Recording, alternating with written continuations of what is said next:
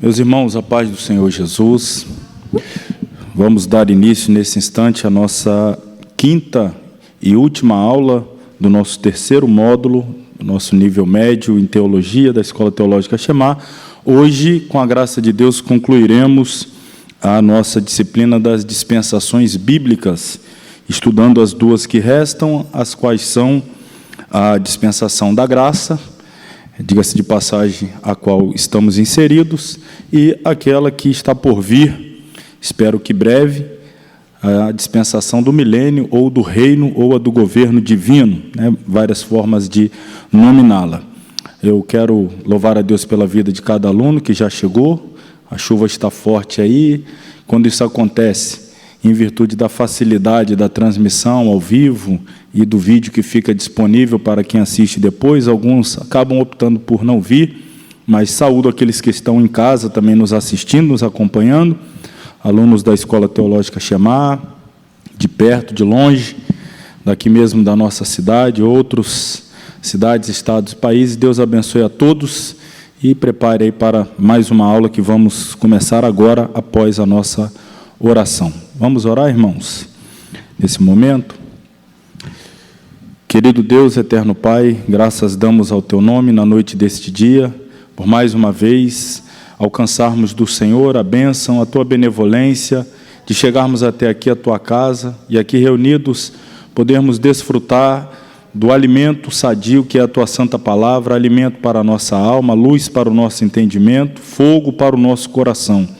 Abra-nos a mente para compreendermos as verdades eternas da Tua santa palavra, que nós possamos sair daqui, a Deus, mais abençoados e edificados do que da maneira que chegamos.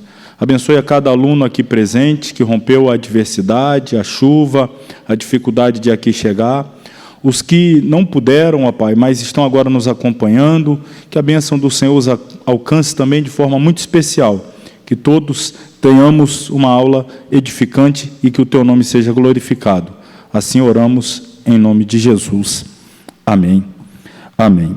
Vamos lá, dispensação da graça, é a página de número 34, também conhecido como dispensação da igreja. A imagem aqui é sugestiva, não é? O Calvário é exatamente o divisor d'águas para dar início a esta nova dispensação. Vale a pena dedicar aqui 5 minutos iniciais para uma recapitulação das dispensações já vistas, as 5 anteriores, lembrando o conceito dispensacional, que é um período de tempo no qual Deus se relaciona com a humanidade mediante uma revelação que Ele deu. Esta revelação traz consigo uma responsabilidade ao ser humano de obediência, de andar de acordo com a revelação recebida. Consequentemente, a não observância dessa revelação ou a rebelião contra a mesma, a transgressão da mesma, acarreta em uma condenação, um juízo. E assim, então, nós lembramos que a primeira dispensação, a da inocência, a revelação de Deus, muito simples, era apenas de não comer do fruto da árvore do conhecimento do bem e do mal. Uma vez transgredida esta revelação de Deus, o juízo veio em forma de expulsão do jardim, a morte torna-se uma realidade, o pecado entra na esfera humana, e o homem, então, é privado de comer do fruto da árvore da vida, porque se assim agisse em pecado, viveria eternamente caído.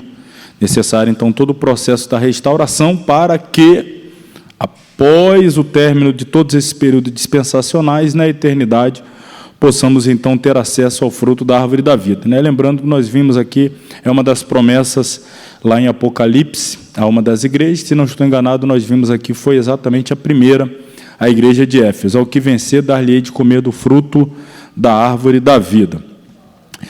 A segunda dispensação tem início, então, imediatamente, que é a da consciência. Os olhos deles se abriram, a consciência deles agora ficou despertada, e o homem precisa reger a sua vida de acordo com a consciência que tem da revelação de Deus. Ele entende que agora, para se relacionar com Deus, tem que haver culto, e esse culto exige sacrifício de sangue. É um sacrifício expiatório, derramamento de sangue. Como Deus não aceitou o retorno do homem à sua presença vestindo folhas de figueira, mas entregou a ele peles de um animal, e naturalmente esse animal foi vitimado, foi sacrificado, e então o homem vestido da pele desse animal pode voltar a ter relacionamento com Deus. Isto tipologicamente aponta exatamente para o sacrifício perfeito de Cristo, que não é o plano B de Deus, mas é o Cordeiro que foi morto antes da fundação do mundo. Então, nós estamos vendo aqui o desenrolar do plano perfeito de Deus, e a veste daquele animal é vamos dizer assim, um simbolismo de que para nos aproximar de Deus precisamos nos vestir de Cristo, estar vestidos do Cordeiro, Cordeiro que derramou o seu sangue. A gente sabe que o homem falha, peca, multiplica muito a sua pecaminosidade, a tal ponto que o capítulo 6 de Gênesis diz que a maldade do homem chegou a tal forma que Deus vai enviar alguns juízos. A diminuição da expectativa de vida humana, a redução drástica. A princípio o homem vivia 930, 969 anos, etc. Vai começar a decair paulatinamente, em virtude da decisão de Deus de que o meu espírito não contenderá, não agirá, não se moverá no homem, visto que ele é carne, carnal. E o juízo, o último ali, foi o dilúvio. Porém, Deus achou graça em Noé e sua família, estes salvaram-se do juízo do dilúvio. Com esta família resgatada do meio do caos, do julgamento que finaliza a segunda dispensação, a da consciência, com esta família tem início, então, a terceira dispensação, a do governo humano. Deus entrega aos homens o governo. Eles mesmos vão ter a responsabilidade de gerir entre si. Inclusive, Deus outorga ao homem o direito de usar a pena capital se necessário. O homem que morrer terá a sua vida também tirada. Vai ter um código muito simples, um código legislativo humano, mas que daria ao homem também uma condição de relacionar-se com Deus a partir dos descendentes de Noé, Sem, Cão e Jafé. Mas a gente já percebe que desde o momento da saída da arca, o Noé já se embriaga, o Cã já vai ver a nudez do seu pai e vai tratar isso de forma desonrosa, vai haver uma sentença por parte do próprio Noé sobre a descendência de Canaã, amaldiçoando toda a sua descendência, e os homens não seguem a ordenança de Deus de se espalharem, povoarem toda a terra, mas, ao contrário, se rebelam, se unem em um ambiente, ali na região entre os rios Tigres e Eufrates, o conhecido fértil crescente, a Mesopotâmia, região de Babel, que, só lembrando, viu, irmã, a gente está aqui recapitulando,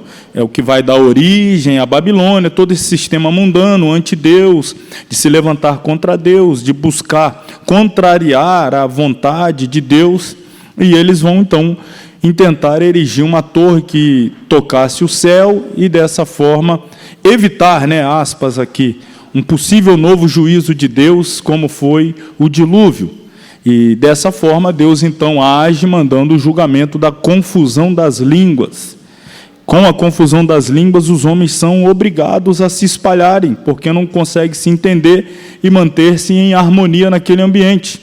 O próprio Deus havia dito, a Trindade Santa, o homem não terá nada impossível a ele, visto que são como se fossem um, estavam unidos, em unidade. Então, foi necessário haver essa disparidade entre eles, por intermédio exatamente da confusão das línguas. A partir daí, nós temos, então, a escolha que Deus soberanamente faz de um descendente de Sem, um semita, a saber, Abrão, escolhe Abrão, ordena que ele saia de sua região e vá para o lugar o qual Deus lhe revelaria, e a partir da chamada de Abrão, nós temos o início de uma nova dispensação, que é a patriarcal, a quarta dispensação. Deus vai, então, agir por intermédio desses patriarcas, Abraão, Isaac, Jacó, José. É a dispensação da promessa, também não esqueça, Dispensação da promessa. Está baseado na promessa e demanda, portanto, do homem fé, confiança em Deus. Nós falamos bastante, eu acredito que essa foi na semana passada, que o homem tinha que confiar em Deus, inclusive para suprir as necessidades em momentos de adversidade. Abraão algumas vezes titubeou, aprendeu, mas ele tinha que ficar na terra que Deus estava entregando a eles, é a terra da promessa, a dispensação da promessa. Porém, quando chega a época de José e há aquela situação calamitosa no mundo, e José tinha adiantado-se no Egito, tudo por providência de Deus, sendo posto numa posição elevada e trazendo então os seus familiares, totalizando em torno de 70 almas, para se abrigar no Egito e ter ali a providência para sobreviver no período de fome extrema. Todavia, era um escape que deveria ser passageiro, mas os filhos de Israel decidiram escolher a terra do Egito como sua habitação, a região de Gósen. E isso fez com que Deus os punisse, já havia dito a Abraão que aconteceria assim, e eles ficaram lá por 430 anos em escravidão. Então temos aí mais um juízo pela desobediência de não permanecerem na terra da promessa, mas descerem para o Egito. Essa dispensação, então, se encerra com esse período de escravidão no Egito. Obviamente, essa escravidão só se encerra quando Deus levanta o libertador. Agora já estamos lá em Êxodo. Perceba, das 7 dispensações, 4 completamente estão no Gênesis. A 5ª, que é a da lei, vai começar agora no Êxodo e vai se estender por todo o Antigo Testamento, do Êxodo 20 até os livros do Evangelho, porque todo o contexto dos livros do Evangelho estão dentro da dispensação da lei, até o evento da cruz, que são os últimos capítulos de cada um dos registros dos evangelistas.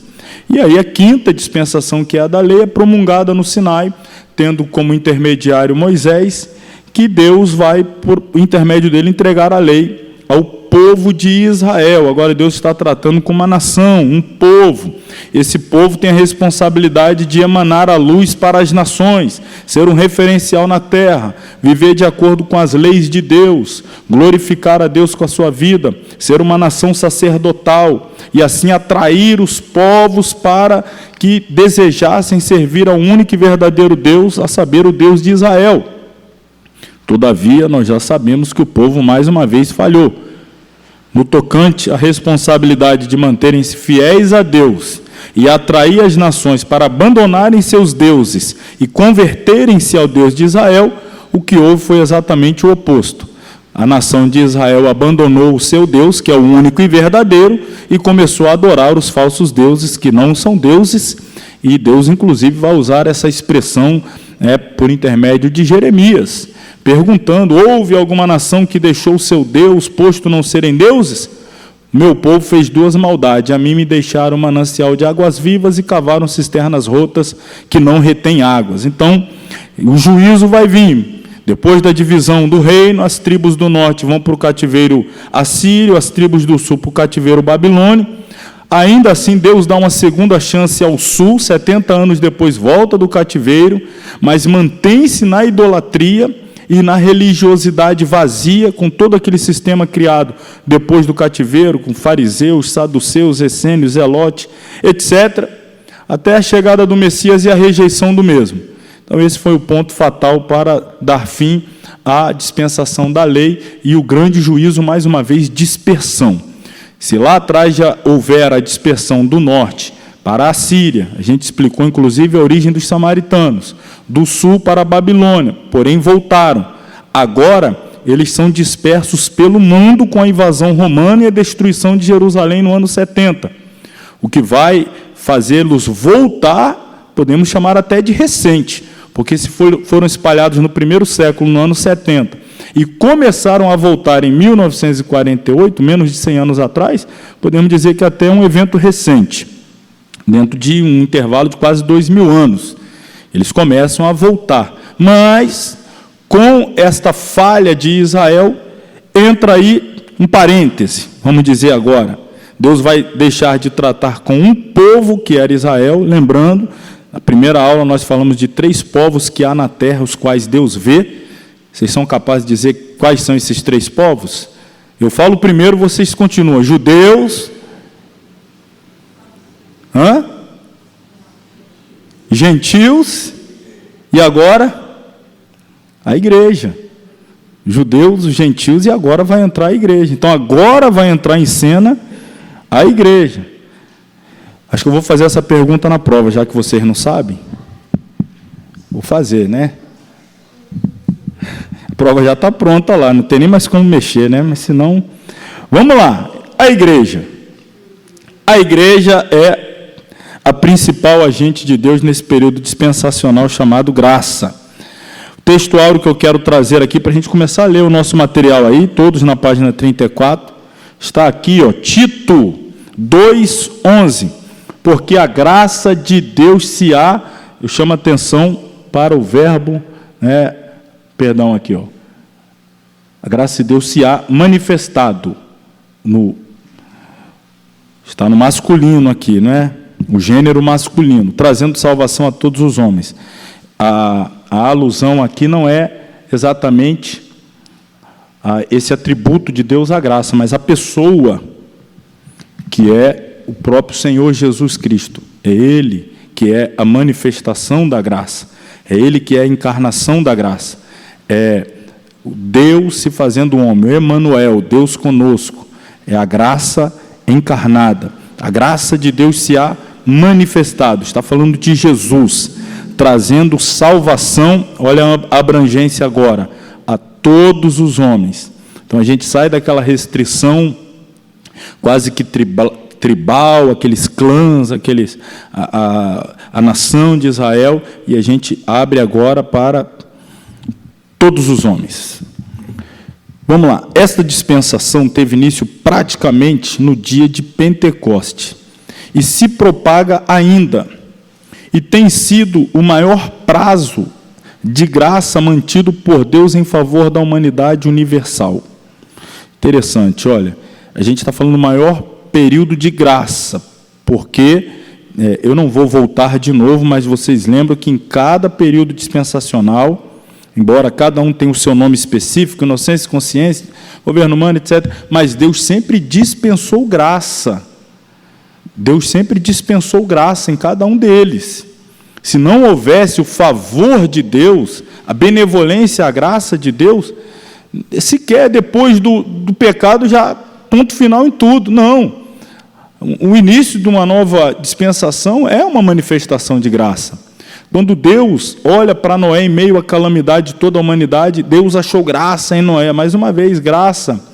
O fato dos cativeiros e Deus trazer de volta o povo do cativeiro, dá nova oportunidade. Mais uma vez, graça.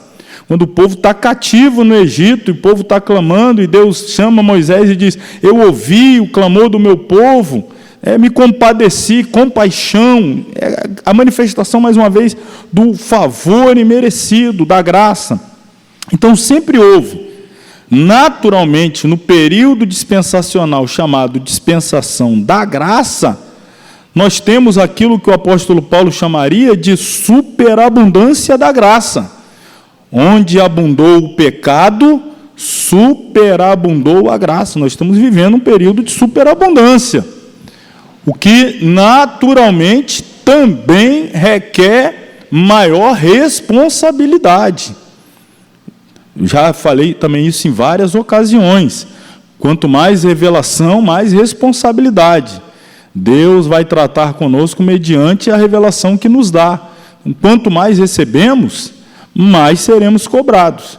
E nós vivemos em um período em que nós temos a presença de Deus conosco na pessoa do Espírito Santo, a mente iluminada, a Bíblia toda completa. Se nós falarmos de todos os períodos dispensacionais anteriores, consciência, inocência, não tinha uma Bíblia completa, nem no período da lei tinha a Bíblia completa.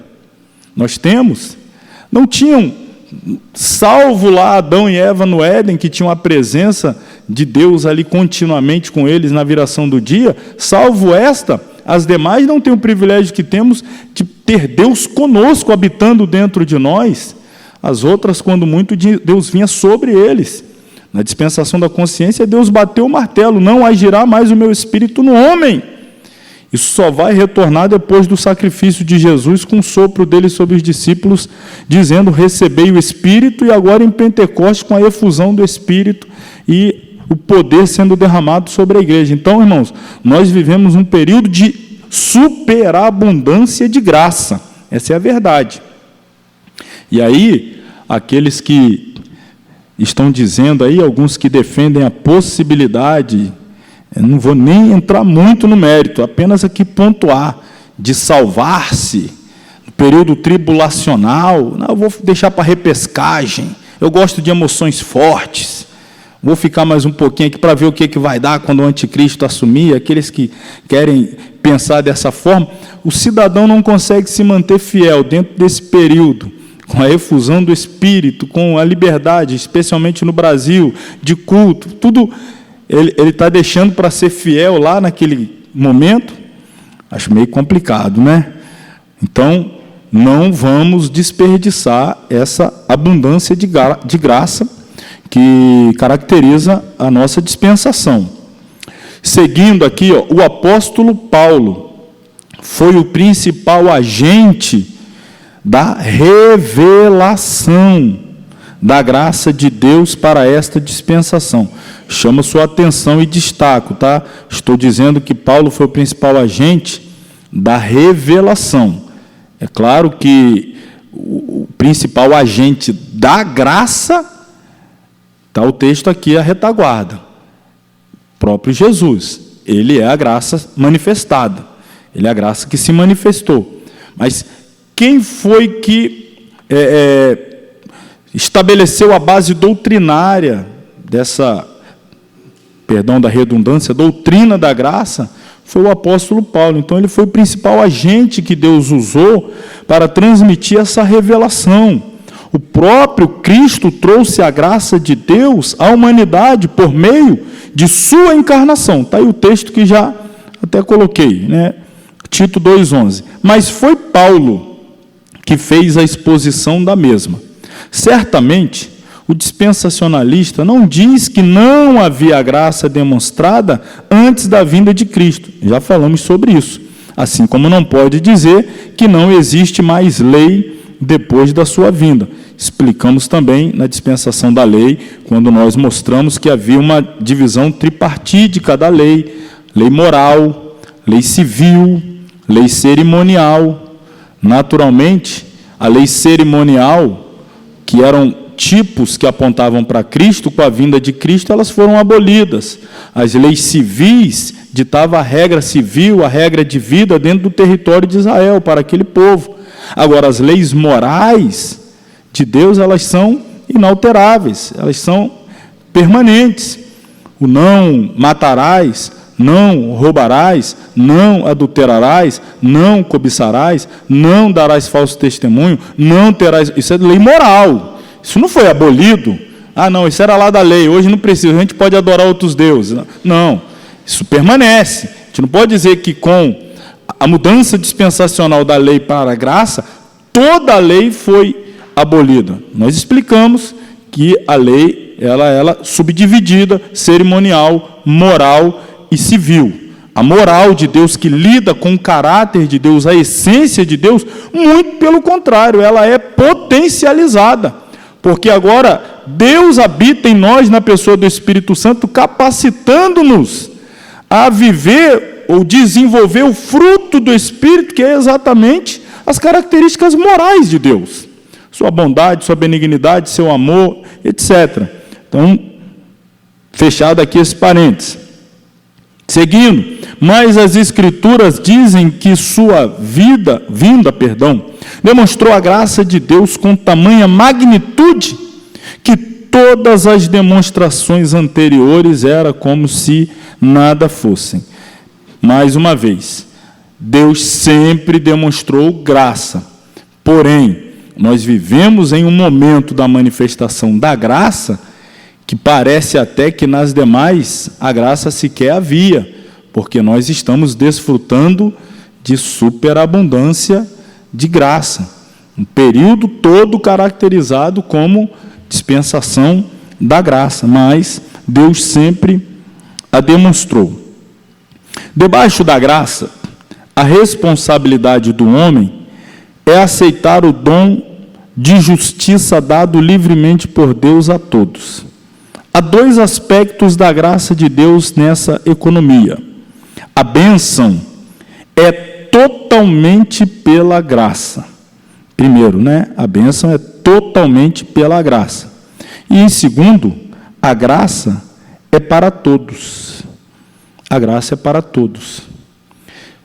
Vamos só lembrar o mais simples conceito de graça que nós temos. O mais simples. Qual o conceito mais simples de graça? Favor imerecido. O que é graça? É favor imerecido. É algo que eu recebo, que você recebe, mas fique claro isso, cristalino, indubitavelmente transparente. Você não merece. Isso é graça. Você precisa entender, eu recebo, mas não mereço. Isso é graça. Graça podemos dizer, vai em um sentido da via e a contramão dela vem a misericórdia. A graça vem num sentido, a misericórdia no outro. Porque enquanto a graça é Deus nos dando o que não merecemos, a misericórdia é Deus não nos dando o que merecemos. Como assim? Eu mereço o juízo, você, todos nós merecemos o juízo. Só que aí Deus vai e tem misericórdia, então Ele não me dá o que eu mereço, que é o juízo. Então Ele está tendo misericórdia, não derramando sobre mim a sua ira, não derramando sobre mim o seu juízo. Isso é misericórdia, é quando Deus não me dá o que eu mereço. E aí Deus vai lá e me justifica por intermédio do seu Filho, o Senhor Jesus Cristo. Ele me transforma de pecador em justificado diante dele, mediante o derramamento do sangue do seu Filho. Então, isso é graça, é Deus me dando o que eu não mereço. Logo, essa dispensação precisa ser caracterizada por essa consciência, irmãos. Porque se faltar essa consciência, e de vez em quando aconteceu já nos dias apostólicos, o apóstolo Paulo teve que labutar com algumas igrejas que tinham dificuldade de entender e receber a graça como um favor imerecido, porque ainda estavam contaminados pela mentalidade farisaica que dominava exatamente toda a religião no período da lei. E aí, dentro dessa mentalidade deformada pelo farisaísmo religioso, as pessoas achavam serem merecedoras. Só a título aqui de exemplificação, simples. A história contada por Jesus do publicano e o fariseu subindo ao templo para orar. Qual era a oração do fariseu? Ó Senhor, te dou graças por quem eu sou. Dou dízimo, oro tantas vezes, jejuo tantas vezes, não sou igual esse aqui, apontando lá para o publicano. Tipo assim, eu mereço, eu sou. O texto ele é tão sugestivo, não vou abri-lo aqui para a gente também não aprofundar muito, fazer uma exegese mais acurada, mas pontuando, o texto diz que ele orava de si para si mesmo. Era ele falando com ele, é o autoelogio, é quase que uma autoadoração, é se olhar no espelho, como diz o reverendo Hernando Dias Lopes, e começar a cantar quão grande és tu, quão grande és tu. Era o fariseu, então se achava digno. Já o publicano baixou a cabeça, entendia que não era digno nem de levantar os olhos, esmurrava forte contra o próprio peito e clamava a Deus: tem misericórdia de mim que sou pecador. E aí como é que encerra a história? Jesus diz: este que teve essa postura saiu dali como? Justificado. E o outro lá, com aquela postura arrogante, achando que era digno e merecedor de alguma coisa, continuou devedor diante de Deus. Então, a graça é o favor imerecido. Quando você acha que merece, aí você deixa de merecer. Quando você pensa que é digno, você se torna indigno. Quando você começa a se vangloriar, porque, não, claro, eu também, como é que Deus não ia morrer por alguém igual eu? Não fez nada demais, eu sou digno mesmo de que Jesus descesse a cruz. Quando você começa a ter essa mentalidade de merecedor, você passa a deixar de ser merecedor. O mérito não está em você, em mim, em nós. Então, isso precisa ser claro, precisa ficar claro. A bênção, em primeiro lugar, é totalmente pela graça. A salvação é totalmente pela graça. A redenção é totalmente pela graça. Esse é o primeiro ponto. Não estamos dizendo com isso que não há nenhuma responsabilidade da nossa parte. Mas o primeiro ponto, essa minha responsabilidade na manutenção da minha salvação, ela não significa que eu me torno merecedor da salvação. Eu posso fazer o que for, viver jejuando daqui até o fim da vida, orar 10 horas por dia, ajudar os pobres. Paulo disse, dar o meu corpo para ser queimado. Ainda assim, irmãos, a salvação é só pela graça. Ainda assim eu não serei merecedor. Eu serei alvo da graça de Deus. A salvação por ser alvo da graça de Deus. As obras que eu passo a fazer são demonstrações da minha gratidão pela salvação. Não tentativa de ser merecedor da salvação. Isso jamais vai acontecer. Em segundo lugar, a graça é para todos. Um golpe na religião exclusivista dos fariseus, dos saduceus, um golpe no judaísmo. Mais uma vez, aquela dificuldade deles compreenderem. Tanto é que os que se salvavam ao longo do tempo, com o passar dos anos da igreja primitiva, a tentativa de judaizar os salvos, mas a salvação não é para o judeu. Por que você quer transformar um gentil em judeu, como se para ser salvo ele necessariamente precisasse se tornar um judeu? A salvação não é para o judeu. A salvação agora é para todos. Vai haver ali no concílio, algumas orientações do que deve ser feito, mas seguir preceitos judaicos, guarda de dias, guarda de lei dietética, etc., toda aquela lei cerimonial, não, negativo. Não está mais restrito a um povo. Agora a salvação está abrangente a todos. Deus não está mais lidando apenas com uma nação, como exemplo, mas com toda a humanidade. A grande maioria o tem rejeitado e, como resultado disso, será julgada. A dispensação terminará com a segunda tribulação, com a segunda vinda de Cristo, porque, conforme já foi sugerido, o próprio período da tribulação não é uma dispensação separada, mas o julgamento sobre as pessoas vivas que rejeitam a Cristo no final da presente dispensação. E os textos bíblicos referentes aí estão, Atos 2:1 até o Apocalipse 19:21. Vamos rapidinho falar de alguns privilégios extraordinários que a humanidade recebe nesse período dispensacional. Primeiro, a humanidade é objeto, é alvo do amor de Deus. A humanidade é objeto da revelação pessoal de Deus.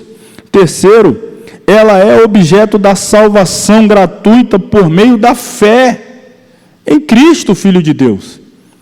Olha, irmão, isso aqui é uma abrangência. Não tem mais... Vamos fazer aqui o paralelo com a lei, que são as duas dispensações mais próximas de nós, que a gente tem mais informações, É claro. Na lei, você dependia de ter a classe sacerdotal da família levítica para oferecer sacrifícios em seu lugar. Você dependia de levar essa oferta exclusivamente ao templo em Jerusalém. Imagina que situação. Deus só recebia o culto que era oferecido e entregue a ele lá, por sacerdotes da casa de Arão. E hoje, vamos lembrar da história da conversa entre Jesus e a mulher samaritana? Ela perguntando, e aí, onde que eu adoro? É aqui em Samaria ou eu tenho que fazer a minha caravana para Jerusalém? Jesus, não, a hora vem e já chegou, em que os verdadeiros adoradores adorarão o Pai em espírito e em verdade, porque o Pai está procurando a tais que assim o adorem.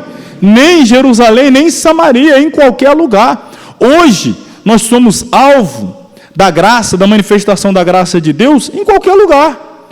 Você pode sentir a presença de Deus, ouvir Deus, ler a palavra, ter uma revelação. Você pode, mesmo ter o contato por intermédio dos dons espirituais, que também são extraordinárias, bênçãos ou privilégios extraordinários, derramados por Deus a nós nessa dispensação.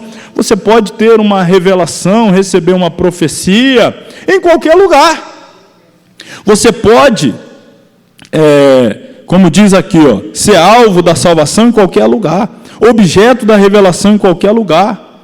Então, isso é um privilégio que outrora não existia. Você precisava de mediadores, hoje não precisa. Você precisava de intermediários entre você e Deus, hoje não precisa.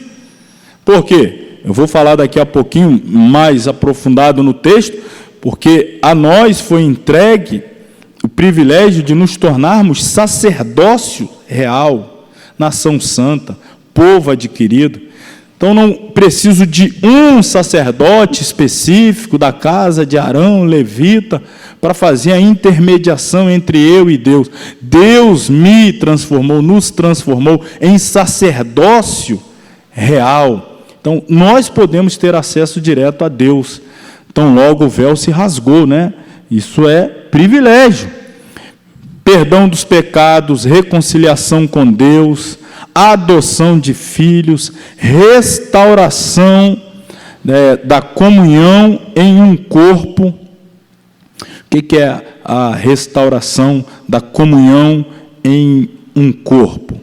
Nós fazemos parte do corpo de Cristo, que é a igreja, e dessa forma nós fomos todos restaurados, religados à comunhão com Deus.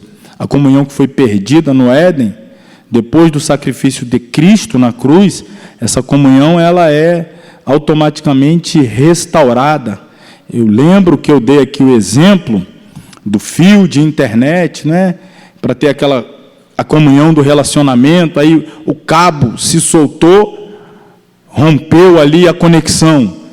Foi isso que aconteceu. Então Jesus vem e ele reconecta, ele religa, é o religare de religião. É ele o único caminho. Eu sou o caminho, a verdade e a vida.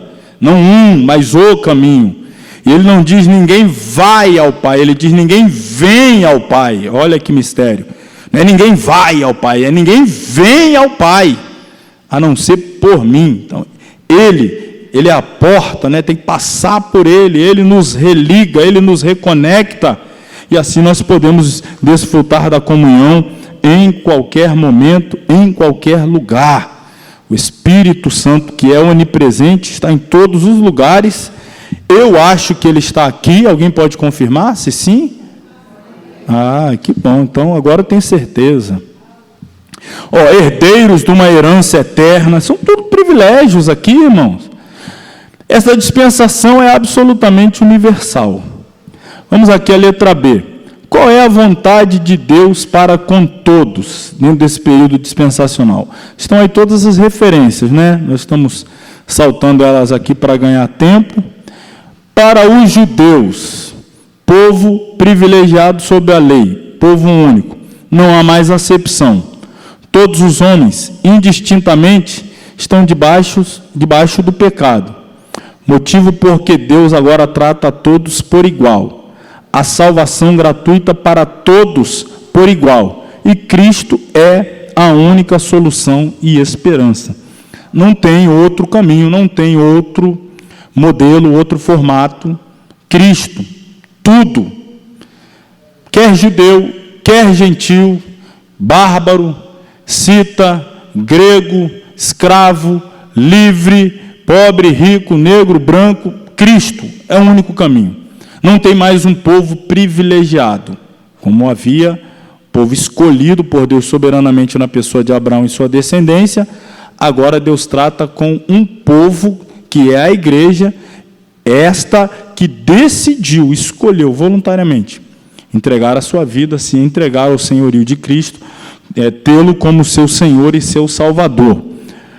Para os gentios, povo outrora ímpio, então olha a mudança que houve, né, em relação ao tratamento que passa a ser dado aos gentios dentro dessa dispensação. Ainda sob o governo humano, lá estava separado de Deus, considerado imundo, mortos em pecados, perdidos. Agora, alvos do amor, com possibilidade de libertação. Em Cristo está a sua única possibilidade. Também para os gentios, a única possibilidade de salvação é Cristo. Para a igreja, no sentido global, né, universal, povo adquirido de modo especial. Então, passa a ser transformado em igreja, corpo de Cristo, com possibilidade de manter-se santa, o que não era possível antes, em virtude da não presença do Espírito Santo. Agora, com a presença do Espírito Santificador, a santidade é uma realidade. Posta à parte para uso exclusivo de Deus, sendo a geração eleita, o sacerdócio real, feita a morada de Deus em espírito, o templo de Deus, etc. E aqui vemos as responsabilidades para a igreja: manter-se firme, exercer o sacerdócio espiritual, cumprir a grande comissão, manter-se vigilante, etc. Deixa eu ler com vocês o texto, antes da gente falar do futuro. Eu quero falar que dentro dessa parte da igreja, responsabilidade inalienável dela, vamos ler aqui o texto da segunda epístola de Pedro, segunda epístola do apóstolo Pedro.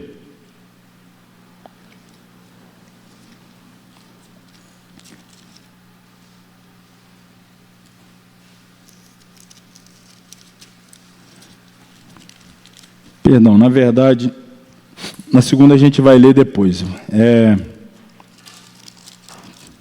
A primeira epístola agora, capítulo 2. Primeira epístola de Pedro, capítulo 2.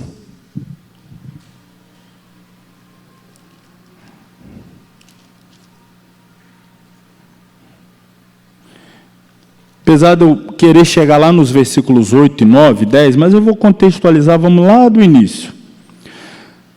Deixando, pois, toda malícia, todo engano, fingimentos, inveja, todas as murmurações, desejai afetuosamente como meninos novamente nascidos. Então aqui fala já de regeneração, meninos novamente nascidos. O que nós devemos desejar afetuosamente? O leite racional, não falsificado, para que, por ele, esse alimento, para quem acabou de nascer de novo, é o leite racional não falsificado, vai crescendo. Se é que já provastes que o Senhor é benigno. Então, quem já provou a benignidade do Senhor, então ele foi regenerado, nasceu de novo. Tendo nascido de novo, agora ele é um menino, recém-nascido. Vai começar pelo leite, para ir crescendo. 4. Chegando-vos para ele, Jesus, a pedra viva, reprovada na verdade pelos homens, mas para com Deus eleita e preciosa. Vós também, falando da igreja, olha, como pedras vivas, sois edificados casa espiritual e sacerdócio santo, para oferecerdes sacrifícios espirituais, agradáveis a Deus por Jesus Cristo. Pelo que também na Escritura se contém: eis que ponho em Sião a pedra principal da esquina, eleita e preciosa, e quem nela crer não será confundido. E assim para vós, falando da igreja mais uma vez, os que credes, é preciosa, mas para os rebeldes, em especial aqui o povo judeu que rejeitou, a pedra que os edificadores reprovaram, essa foi a principal da esquina, e uma pedra de tropeço e rocha de escândalo para aqueles que tropeçam na palavra, sendo desobedientes para o que também foram destinados. Aí volto aonde queria. Mas vós sois a geração eleita, o sacerdócio real, a nação santa, o povo adquirido. Esses aqui são os privilégios que a igreja desfruta nessa dispensação. Ela desfruta o privilégio de ser uma geração de pessoas eleitas, escolhidas. Não foste vós que escolhestes a mim, mas eu que escolhi a vós. Sacerdócio real, um sacerdócio que está a serviço do rei, o rei Jesus, a nação santa. Nós somos um povo, uma nação santa, um povo adquirido, comprado, resgatado por precioso preço de sangue. E a pergunta que se segue é: por que nós desfrutamos de todos esses privilégios? Quais as responsabilidades recaem sobre nós em virtude de todos esses privilégios? Aqui está, para quê? Para que é propósito, para que é objetivo, para que É a missão, para que anuncieis as virtudes daquele que vos chamou das trevas para a sua maravilhosa luz. Antes de prosseguir, pergunto: sobre que nação, que povo, que reino pairava a responsabilidade de ser responsável, em anunciar as virtudes de Deus a toda a humanidade? Essa responsabilidade era de quem? Antes de a igreja receber essa responsabilidade, era da nação de Israel, os judeus, enfim, o povo descendente de Abraão. Eles falharam, nós acabamos de destacar aqui, a falha deles faz com que se abra então essa lacuna. Deus vai colocar no lugar desse povo chamado judeu, um outro povo formado de judeus e gentios, judeus convertidos e gentios convertidos. Aí nós vamos ter esse terceiro povo, que é a igreja. A responsabilidade que outrora era de Israel e eles falharam, agora é nossa e nós não podemos falhar. Vocês lembram que eu falei semana passada de missão centrípeta e missão centrífuga? Esses nomes difíceis aqui, mas eu citei, foi apenas uma citação. Você não precisa decorar, isso não vai cair na prova, não. Eu vou falar isso lá em missiologia, mas apenas trouxe o conceito porque a missão de Israel era a missão centrípeta. Eles ali no centro, atraindo as nações para virem até eles. A missão da igreja é centrífuga, fuga do centro. A igreja tem que sair das quatro paredes, ir por todo mundo, pregar a toda a criatura, Jerusalém, Judeia, Samaria, até os confins da terra. Todas as vezes que Israel falhava em ser referencial na terra, Deus punia eles tirando da terra. E a igreja, quando começou a falhar em ser referencial saindo, Deus mandou perseguição para eles sair. Aí a questão é como você quer fazer a obra, se debaixo de perseguição ou se em obediência. Mas a missão é essa, anunciar as virtudes daquele que vos chamou das trevas para a sua maravilhosa luz. Vós, falando da gente aqui, a conversa é conosco, Pedro está olhando para a gente aqui falando, vocês, que em outro tempo não erais povo, mas agora sois povo de Deus. Vocês que em outro tempo não tinham alcançado misericórdia, mas agora alcançastes misericórdia. Amados, ele segue: eu estou pedindo a vocês como quem pede a peregrinos e forasteiros, que vos abstenhais das concupiscências carnais que combatem contra a alma, tendo o vosso viver honesto entre os gentios, para que naquilo em que falam mal de vós como de malfeitores glorifiquem. E aí vai embora, que ele vai continuar orientando a postura prática, a conduta moral, a conduta religiosa, espiritual da igreja, para agradar a Deus nessa dispensação, entendendo, tendo consciência. Olha, vocês não eram povo, vocês não tinham alcançado, agora alcançaram. Faça jus, justifique essa bênção, honre esse privilégio. A igreja precisa fazer valer o privilégio recebido de ser testemunha de Deus nessa dispensação. Qual será o futuro da igreja? Estamos agora na página 36, lá em cima, letra F. Começando com os mortos, que morrem em Cristo são bem-aventurados, serão ressuscitados na primeira ressurreição. Os vivos serão transladados sem provar a morte. Estamos falando aqui o que? De arrebatamento. São promessas que isso aqui outrora, você não tinha isso aqui no período da lei. As promessas que estão vindo aqui já no período dispensacional da igreja. Ambos com corpos gloriosos serão arrebatados.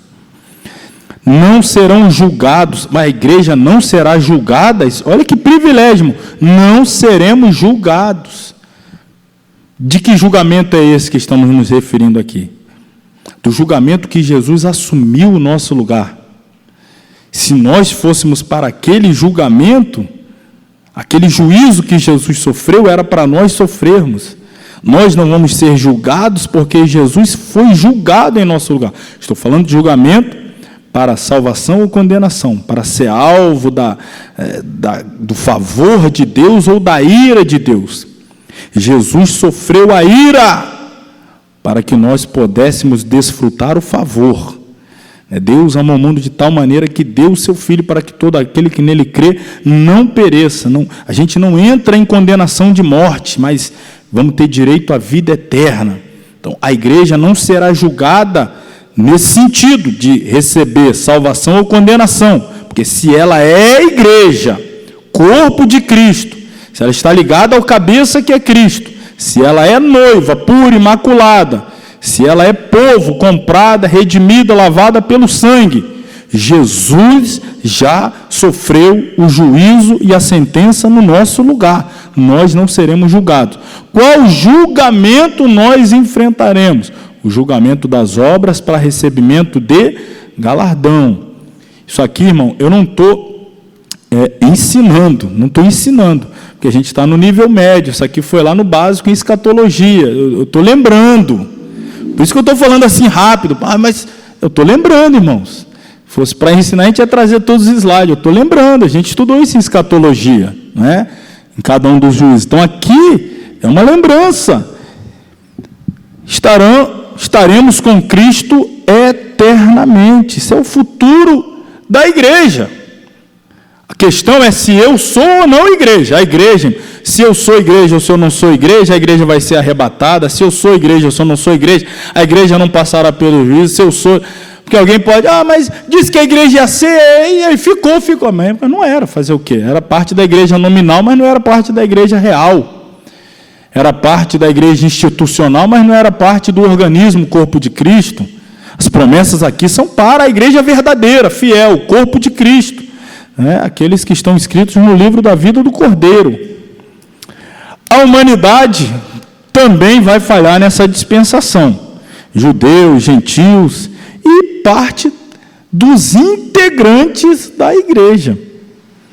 Por quê? Porque parte da igreja vai se tornar, como tem se tornado, uma organização estatal. E teve conclave da igreja estatal recentemente aí, né? A igreja que é um estado.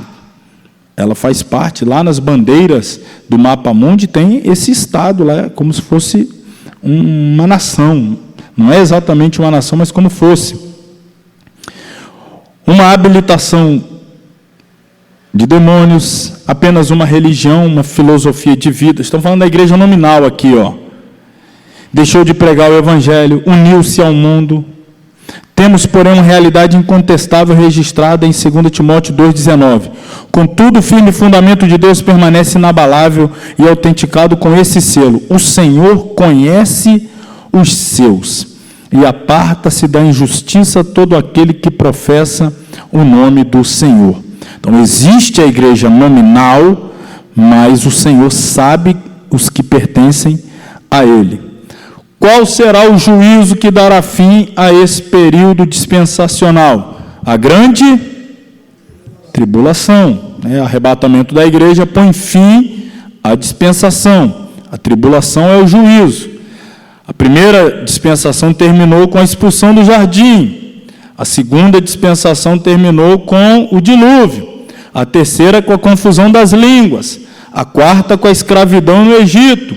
A quinta com a dispersão do povo, cativeiro assírio, babilônico, depois a invasão romana e dispersão entre as nações. A sexta dispensação, ela trará o juízo da grande tribulação. Essa será a sentença, o julgamento de Deus, naturalmente, sobre aqueles que não fazem parte da igreja arrebatada. Esse juízo virá sobre os judeus, gentios e sobre a igreja infiel. Para fecharmos aí, uma nota importante: a dispensação da graça findará com o julgamento das nações gentílicas reunidas sob o comando do anticristo no final da grande tribulação. Em seguida, será estabelecido o milênio, que é a sétima dispensação, que nós vamos falar daqui a uns 15, 20 minutinhos. Aí o reino milenial, tem aqui mais algumas notas sobre ele, não vou falar por agora, vou falar depois. Dá uma olhada agora então nos slides, vou passá-los aqui para a gente fechar essa dispensação. Irmãos, a sexta dispensação, que é essa que vivemos, talvez seja em certa medida mais simples para nós, em virtude de nós vivermos nela, nós estarmos inseridos nela. Então nós entendemos qual é a revelação de Deus. A revelação de Deus é o ápice da revelação. O que está escrito lá em Hebreus, capítulo 1, versículo 1, tendo Deus falado antigamente aos pais pelos profetas, os patriarcas, a nós falou ultimamente pelo Filho. Isso é o ápice da revelação. Isso é o suprassumo da revelação de Deus, é o Filho encarnado. O Logos, a palavra de Deus, se fez carne, o Verbo se fez carne e habitou entre nós. E nós sabemos que nessa dispensação, essa é a revelação, e nós devemos nos submeter a Cristo, ao senhorio de Cristo, viver debaixo da égide do Espírito Santo, do domínio do Espírito Santo. Nós devemos abandonar o pecado, virar as costas para a velha natureza, o velho homem, viver em obediência à palavra de Deus revelada, que já está, o cânon sagrado, o Espírito Santo trazendo a iluminação, potencializando-nos para que a gente possa viver essa realidade da palavra de Deus, enfim. E os rebeldes, aqueles que não querem entregar a vida a Cristo, aqueles que não querem viver de acordo com a palavra de Deus, aqueles que querem viver aí os modismos, querem viver um cristianismo light, obedecendo a Deus em parte, outra parte à carne, tendo os conceitos eternos da palavra de Deus como se não fossem absolutos, mas relativizando a verdade. Enfim, essa igreja nominal vai sofrer o juízo tal qual o mundo ímpio e pecador. Estão se nivelando como os impenitentes, e aí sobre todos esses virá o juízo. Então esse é o resumo da dispensação. Essa dispensação é chamada de dispensação da graça por causa da abundância de graça trazida por Jesus Cristo. A dispensação da graça pode ser também chamada de dispensação do Espírito Santo. Estamos debaixo da dimensão dele, da orientação dele, da atuação dele, por causa da promessa de abundância do Espírito ser derramada sobre aqueles que crescem, e ainda pode ser chamada de dispensação da igreja, no sentido de que a igreja é esse agente de Deus, ou é agente de Deus no mundo, para levar a revelação da graça. Como Paulo, no primeiro século, foi o principal expoente da revelação, a igreja agora assume essa responsabilidade de levar ao mundo essa boa nova, essa boa notícia. A graça de Deus se há manifestado, fazendo o quê? Trazendo salvação a meia dúzia de homens.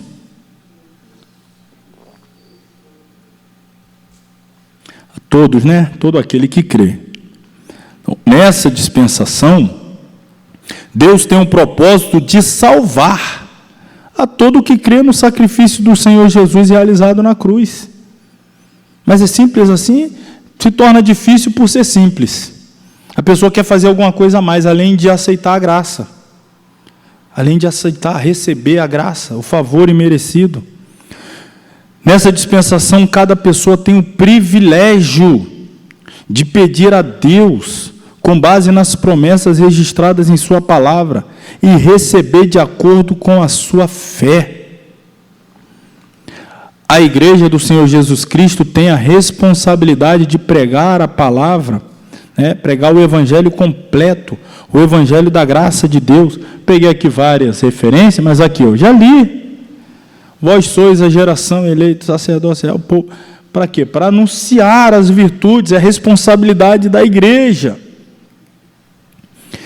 É necessário aos homens olhar para Jesus e, pela fé, aceitar o sacrifício que ele realizou na cruz, a fim de receber ou alcançar os benefícios trazidos pela morte vicária de Cristo. Você quer ver? É mais ou menos assim. Vamos fazer aqui o que acontece nessa dispensação da graça, e nós podemos fazer um paralelo, uma pequena assemelhação com o que aconteceu ali no findar da dispensação da inocência entrando da consciência. O homem, proveu para si mesmo, coseu, costurou folhas de figueira. Era a tentativa humana de criar uma religião, criar uma forma de se reconectar com Deus, criar uma alternativa para estar próximo de Deus, de alcançar a bênção, o favor de Deus. Só que Deus olha e diz, não é do seu jeito não. Você arrumou o problema, mas você não tem condição de resolver. Mas eu vou resolver. Toma aqui essa veste de animal, vista ela e compareça diante de mim que eu vou te receber vestido dela para nós retomarmos aí o relacionamento, a comunhão. O que a gente vê um pouquinho mais à frente? Caim e Abel. O Caim traz qual sacrifício? O Abel traz qual sacrifício? O Abel traz animais, sacrifício de animal. O Caim traz fruto. Deus recebe do Abel, Deus não recebe do Caim. Deus orienta Caim, se você fizer o certo, eu não vou te receber? Está aí, eu quero te receber. Eu te dei a orientação. Seu irmão está te dando o exemplo. Eu te dei a revelação e o teu irmão está te dando o exemplo. O que está faltando para você fazer o certo? Faça o certo. Só que o Caim não quis fazer o certo, preferiu matar o irmão. E aí, então, se tornou um errante. O que a gente vê hoje? Deus está oferecendo, olha, está aqui, meu filho, entreguei ele, morreu na cruz, derramou o sangue, desceu do céu, deixou a glória, se fez homem, foi humilhado até a cruz, só aceita ele. Não, eu prefiro de outro jeito, eu quero o espiritismo, eu estou oferecendo, eu fiz, meu filho desceu, foi para a cruz, não, mas eu quero de outro jeito, eu quero. Aí Deus é obrigado a aceitar o jeito que o homem inventa, cria, que automaticamente está demonstrando que é uma rejeição à forma de Deus, que é o ápice do amor de Deus, da revelação do amor de Deus, deu seu filho para morrer, e alguém vira as costas para a oferta de Deus, que é o seu filho. Não, eu vou de outro jeito, eu vou por meio da caridade, boas obras. Como vai ser salvo? Se rejeita a revelação de Deus e quer se guiar pela sua própria forma de entender, sua própria cosmovisão aí das coisas espirituais. Essa é a realidade, as pessoas rejeitam. A gente vai lá, quantos querem entregar a vida aqui para Jesus? Ser salvo, irmão, sair do caminho do inferno, ir para o céu, ter o nome no livro da vida, andar na rua de ouro, mas ao invés de ir para o inferno e tal, quem quer? Amanhã a gente vê isso aí, semana que vem, quem sabe, quando eu estiver velhinho. Aí depois a pessoa vai reclamar ainda com Deus, Senhor, o Senhor é mau, me lançou no inferno. O Senhor é mau, me lançou no inferno? A igreja lá pregando, indo na sua porta, entregando folheto, pregando na rua, na praça pública, te oferecendo o meu filho, e você dizendo não para ele, Deus é mau? É necessário aos homens, volta aqui, olhar para Jesus e pela fé aceitar o sacrifício que ele realizou na cruz, a fim de receber ou alcançar os benefícios trazidos pela morte vicária, substitutiva. Vicária significa substituição, a morte dele em meu lugar. Essa é a alternativa única, aliás, não chamaria de alternativa, você não teria outra. Esse é o único caminho. O caminho é Jesus, a salvação, só Ele, só nele, não há fora dele. Eu vou ler com vocês aqui, para a gente fechar agora, mesmo finalizar a graça e partirmos para a última, aí, o milênio. Eu vou ler com você aqui, Romanos 7, para a gente fazer mais um últimozinho paralelo aí, lei, graça, com Romanos 7, com essa alegoria que Paulo traça aqui.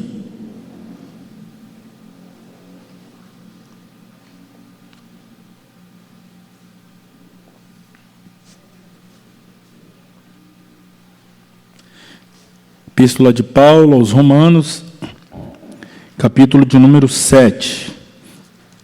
Por favor, abram todos aí, na versão que tiver.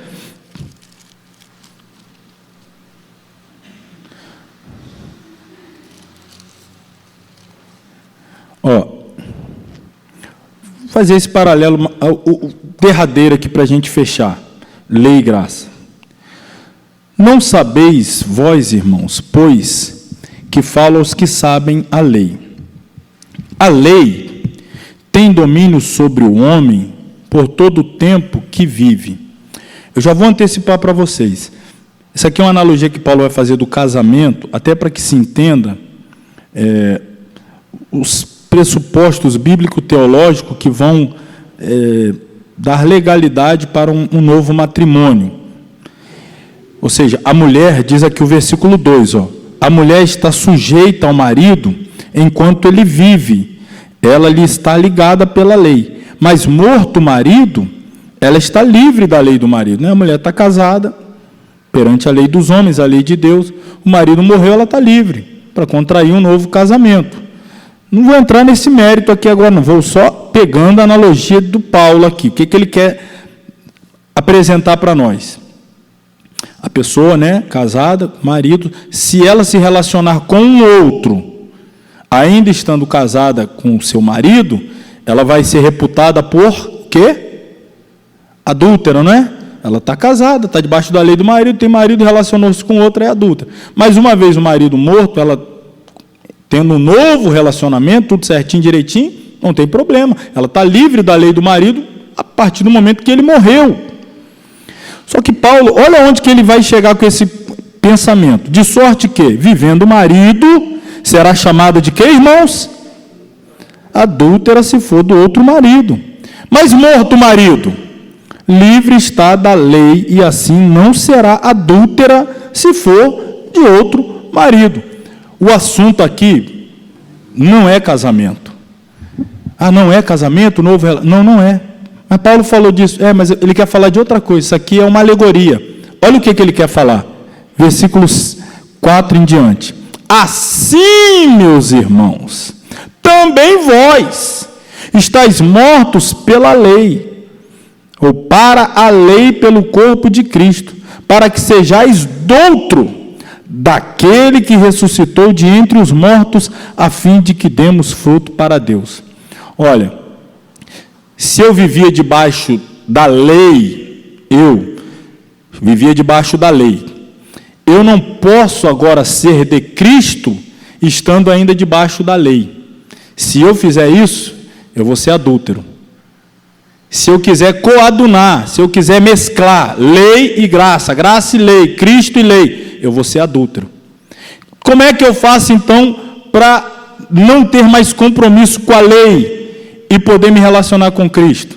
O que faz com que haja o rompimento, a separação? A morte. Então eu morro. Isso aqui é espiritual. Morrer a velha natureza. Morrer para as velhas práticas. Morrer para esse mundo. Aí eu nasço de novo.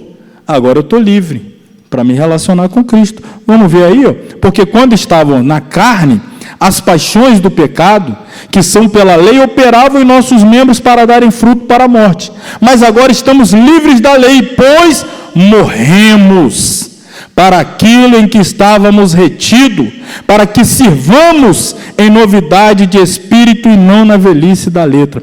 Que diremos, pois? É a lei pecado? De modo nenhum.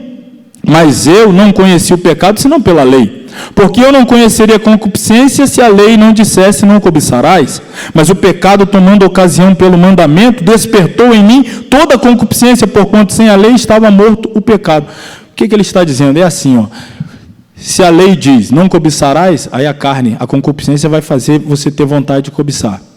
Se a lei diz não odiarás o irmão, aí você vai ter vontade. A concupiscência é sempre aí contra a lei. Se não tivesse lei, você não tinha vontade. Isso é inerente já desde que você era bebezinho. Você fala para a criança, não mexe aqui, dá um tapinha na mão. O que ela vai fazer depois? Vai mexer de novo. Só você falar que não pode, que ela vai querer toda hora.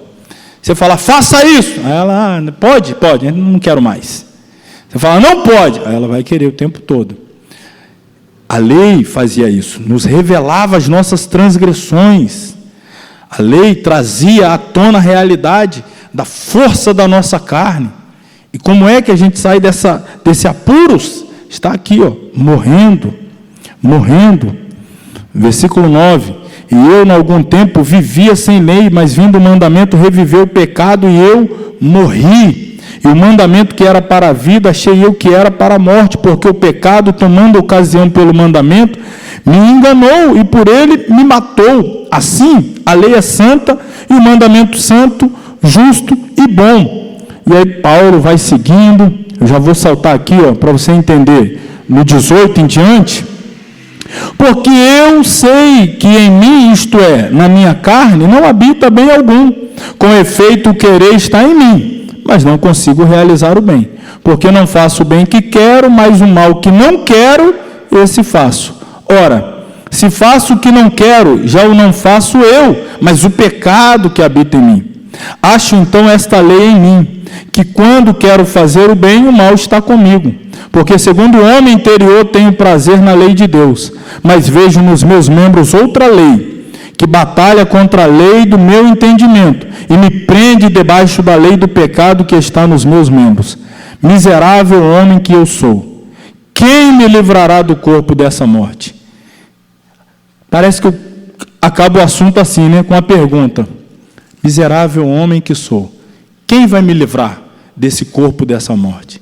Aí você vira a página, se for o caso aí, o meu no capítulo 8, ele diz assim: portanto, agora nenhuma condenação há para os que estão em Cristo Jesus, que não andam segundo a carne, mas segundo o Espírito. Porque a lei do Espírito de vida em Cristo Jesus me livrou da lei do pecado e da morte, porquanto que era impossível a lei, visto como estava enferma pela carne, Deus, enviando seu Filho, em semelhança da carne do pecado, pelo pecado, condenou o pecado na morte. Irmãos, a gente precisaria de muito tempo para fazer uma exegese versículo por versículo aqui. Mas eu já vou resumir tudo para te fazer entender aonde Paulo quer nos fazer chegar. E o cerne de tudo isso, nessa dispensação da graça, nós temos a capacidade de vencer a carne. Nós temos à nossa disposição o poder para dizer não para o que outrora nós não conseguíamos. Éramos escravos da carne. Jesus veio exatamente para, com a sua morte, nos libertar da escravidão do pecado. Nós não somos mais escravos do pecado. Nós não estamos mais acorrentados ao pecado. Nós morremos para o pecado. E agora nós vivemos aqui, uma vida guiada pelo Espírito. E essa vida guiada pelo Espírito é uma vida que agrada a Deus, que glorifica a Deus. É novo nascimento, é regeneração. São tudo bênçãos que desfrutam os que vivem nessa dispensação, a da graça. Os que não puderam desfrutar, os que viveram antes. Por isso, irmãos, maior responsabilidade temos, porque maior privilégio desfrutamos. Esta é a verdade que nós teremos que dar conta. Vamos aí à sétima dispensação. Talvez não dê para ver aí o quadro que eu montei aqui, mas aqui está a primeira, inocência, o homem aqui no Éden. Aí depois vem a segunda, consciência, está aqui o dilúvio. A terceira, o governo humano, a Torre de Babel, que é o juízo da confusão das línguas. A quarta, patriarcal, o juízo lá, a escravidão no Egito. Depois eu posso até enviar isso aqui lá no grupo, lá, tá? Essa imagem. A quinta, a lei, os juízos, de Deus, aí os cativeiros. A sexta, que é a da graça, o juízo, no final dela será a grande tribulação, e depois da grande tribulação, então, teremos o milênio, que se encerrará também com o juízo, será o último juízo, por isso chamado de juízo final, ou grande trono branco. Aqui nós tínhamos a era anterior ao caos, chamaríamos, não é um termo teológico correto, mas eternidade passada, e a partir daqui, então, teremos, vou usar o mesmo termo assim, eternidade futura, mas a Bíblia chama de novo céu e nova terra. Então, nós vamos falar agora aqui e aqui. Só que perceba, essa aqui já passou, então, para nós, a gente consegue falar pela revelação bíblica e pela experiência histórica, pelos fatos. Essa já passou, essa. Estamos vivendo essa, por isso tem certa facilidade por estarmos inseridos nessa.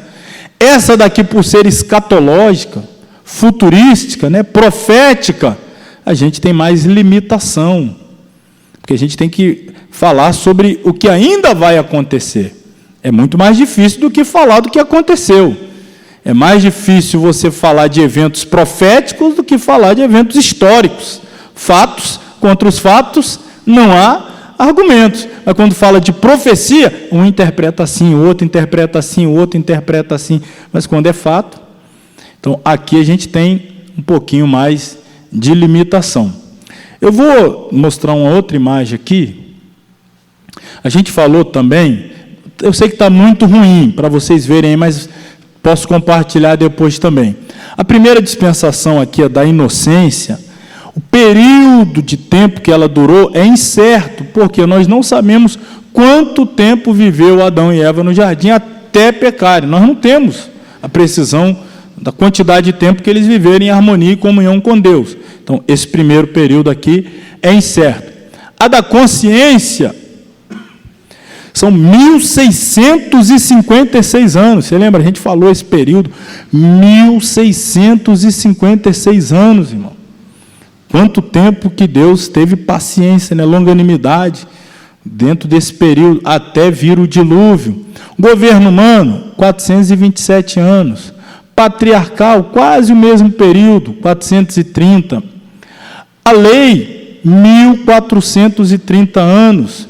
Então, veja só, o maior de todos até agora estava sendo a consciência. Depois vinha a lei. O maior de todos até o momento é exatamente a graça. Já temos aí em torno de 2.000 anos. Desde Pentecoste até agora. Quanto tempo mais durará? Não sei, pode ser minutos, pode ser anos, pode ser décadas. Espero que seja o mais breve possível, mas quem pode dizer quando vai terminar essa dispensação? Ninguém pode. O fato é que já se aproxima de 2.000 anos. E o do milênio, nós sabemos, ela terá uma duração exata de 1.000 anos. Então, veja bem, o período em que Deus vai demonstrando aí, em cada dispensação, oportunidades àqueles que estão inseridos nela. Vamos aí na página, vou deixar esse slide anterior aqui, vamos aí na página 38. Fim da dispensação da graça, com o juízo das nações, Cristo manifesto em pessoa, com todos os seus santos, estabelecerá a 7ª dispensação, que terá a duração definida de 1.000 anos. Apocalipse 20, versículo 4. E que será o tempo áureo da humanidade então existente sobre a terra. Dessa dispensação, muito se ocupa o Velho Testamento. Após o segundo advento de Cristo, estamos falando da sua volta, o reino milenar será estabelecido em cumprimento de todas as promessas dadas em ambos os testamentos, especialmente aquelas contidas na aliança de Abraão e na aliança também feita com Davi. O Senhor Jesus Cristo, que tomará conta pessoalmente dos acontecimentos do mundo durante essa era, será a personagem principal da dispensação. Ela continuará durante 1.000 anos e o homem será responsável por obedecer o rei e suas leis. Satanás será preso, Cristo reinará, a justiça prevalecerá, a desobediência frontal será rapidamente punida. Contudo, no final desse período haverá rebeldes suficientes para formar um exército terrível que ousará atacar a fonte, a sede do governo. A revolta não terá sucesso e os rebeldes serão lançados para o castigo eterno, a saber, o lago de fogo e enxofre.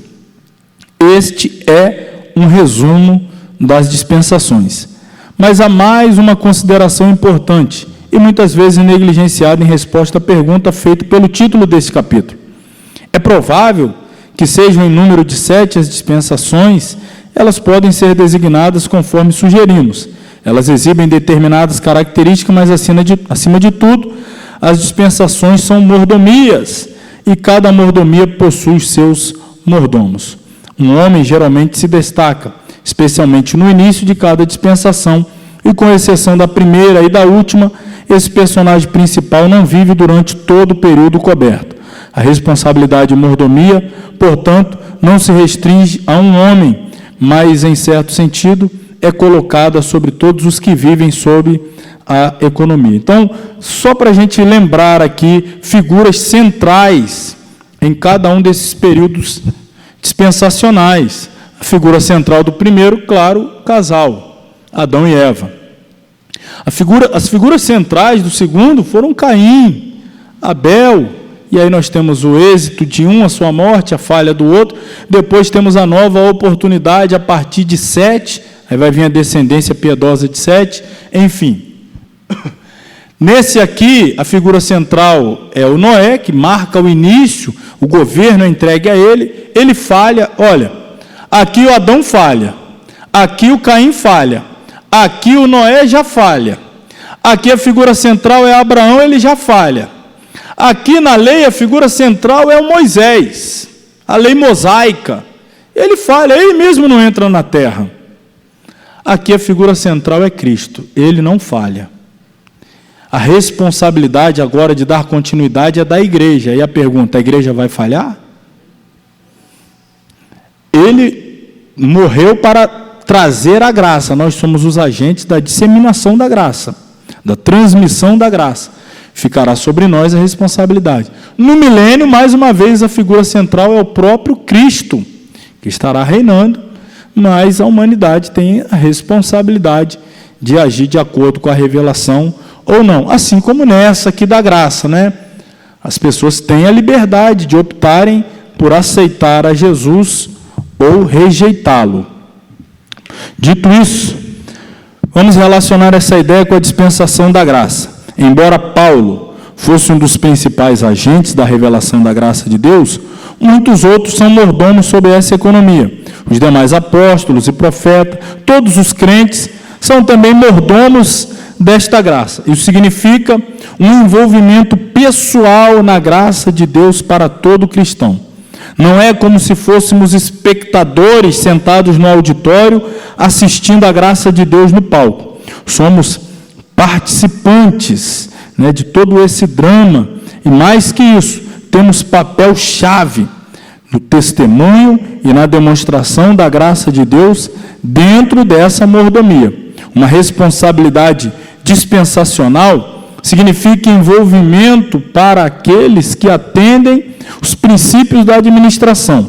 A mesma responsabilidade significa juízo para aqueles que rejeitam os seus princípios. Só para lembrar, irmãos, a dispensação da graça,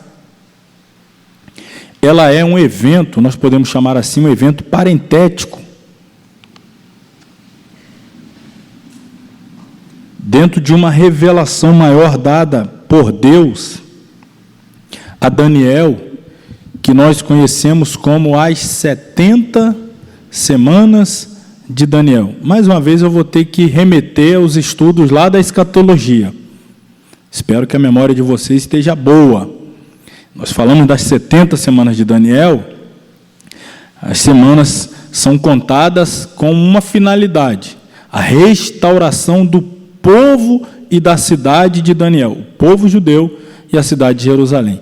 A contagem começa a partir da assinatura do decreto para a restauração, e ali passa 7 semanas, 62 semanas, até a vinda do Messias ungido, que é rejeitado, ou seja, até a vinda de Cristo. E aí, quando Cristo vem, já haviam passado 69 semanas.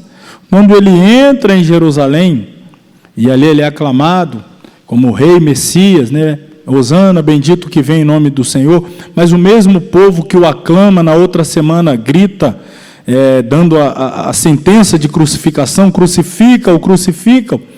O texto de Daniel diz que o Messias foi cortado, foi tirado, e depois então há um intervalo. Essas 70 semanas param aí na 69ª, falta, portanto, uma semana, estamos falando de semanas de anos, 7 anos, para cumprir todo o calendário das 70 semanas de Daniel. Então, o calendário, o relógio lá, o tic-tac, tic-tac, tic-tac, tic-tac, quando chegou no 69, travou. Falta uma semana, falta 7 anos. Nessa trava do relógio, entra a igreja em cena. É a dispensação da graça, é a dispensação da igreja.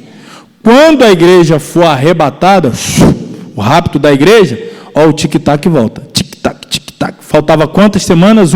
7 anos. Exatamente o período da grande tribulação. É ali o período para a purificação da nação judaica, a nação de Israel. Preparação final para o recebimento do Messias outrora rejeitado, para o estabelecimento do reino, que quando ele veio, João diz, veio para o que era seu, mas os seus não receberam. Mas a todos quantos receberam, deu-lhes o poder de serem feitos filhos de Deus. Somos nós. Então é o intervalo. Jesus volta. No primeiro momento da volta de Jesus é até as nuvens para a igreja, o arrebatamento. 7 anos de grande tribulação na terra para a igreja no céu, bodas do Cordeiro, tribunal de Cristo, etc. Depois temos o retorno de Jesus em glória para pôr fim ao império do anticristo na terra, a grande tribulação, a batalha do Armagedon, e então o estabelecimento do reino milenial, que é o reino de Jesus em pessoa sobre a terra, e a igreja reinando com ele em corpo glorificado. Enfim, fiz aqui uma recapitulação assim rápida, irmãos, mas esse tipo de assunto que a gente está passando aqui não é o assunto que se aprende com uma aula, com uma passada de olhos. É um assunto que se vê, revê, lê, relê, volta aos vídeos, mas a gente tem um tempo curto aqui para cumprir. Eu estou apenas citando, mas os vídeos estão disponibilizados, o material, a gente tem ter essa responsabilidade de voltar a eles, porque é muita informação, eu sei que mas eu não posso deixar de passá-la para não ficar descontextualizado aqui dentro do tempo, do calendário profético. Que momento é esse em que o milênio se estabelecerá? Exatamente quando findar as 70 semanas de Daniel, quando a vinda de Jesus em glória para derrotar o anticristo, o falso profeta, que serão os primeiros a inaugurar o lago de fogo e enxofre, serão lançados vivos lá, Satanás será preso por 1000 anos, é o período do milênio. Enfim, para a gente seguir aqui, pega a sua Bíblia aí, abre Apocalipse 20, a gente dá uma rememorada em alguns episódios aqui desse. Pode retroceder até o 19.